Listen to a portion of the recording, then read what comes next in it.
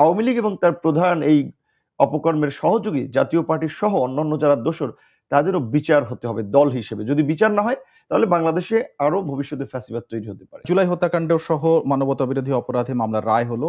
এটি এই মামলার এইবারে জুলাই হত্যাকাণ্ড ঘটার পরে প্রথম কোনো রায় যেটি এই আদালত থেকে হলো এবং এই রায়ে শেখ হাসিনার মৃত্যুদণ্ডের রায় এলো। একই সাথে এজলাস থেকে সরাসরি রায় কার্যকর করার রায় ঘোষণার যে কার্যক্রম, সেই কার্যক্রমটি রাষ্ট্রীয় টেলিভিশন অর্থাৎ বাংলাদেশ টেলিভিশনে প্রচার করা হলো। সেটির মাধ্যমে সারা দেশের অন্যান্য গণমাধ্যমে সেটিও আমাদের প্রথম অভিজ্ঞতা। আপনার প্রতিক্রিয়া জানতে চাই।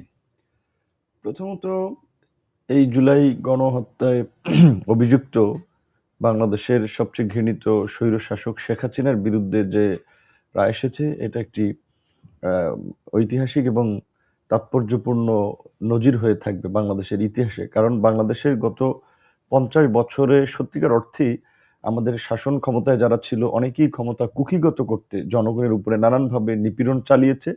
স্বৈরতন্ত্র কায়েম করার জন্য ভিন্ন মত, দমন, পীড়ন, গুম, খুন চালিয়েছে, বিভিন্ন ক্ষেত্রে হয়েছে। শেখ হাসিনার মতো তো কেউ লিমিট ক্রস করে নাই।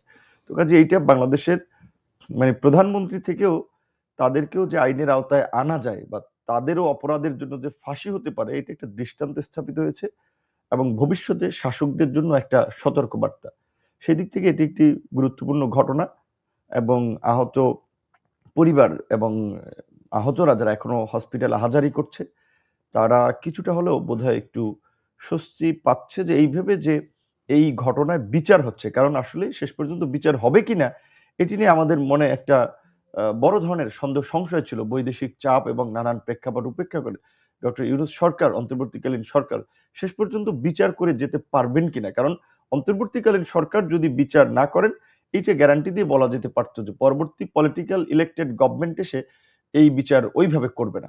সো এই গভর্নমেন্ট যেহেতু শুরু করেছে এবং রায় কার্যকরের একটি বিধানও আছে, যেহেতু 30 দিনের মধ্যে আপিল করার আসামি পক্ষের সুযোগ আছে, তো স্বাভাবিকভাবেই এটা বোঝা যাচ্ছে যে তারা দেশে আসবে না এই মৃত্যু পরোয়ানাকে উপেক্ষা করে। সেই জায়গা থেকে রায়টি যত দ্রুত কার্যকর হবে সেটি আমাদের প্রত্যাশা থাকবে। এবং একই সাথে আমরা এটাও বলতে চাই যে শুধুমাত্র শেখ হাসিনা, আসাদুজ্জামান খান কামালকে সর্বোচ্চ শাস্তি মৃত্যুদণ্ড দিয়ে কিংবা আইজিপি আব্দুল্লাহ আল মামুনকে কারাদণ্ড দিয়েই এই জুলাই গণহত্যার ন্যায় বিচার নিশ্চিত করা যাবে না।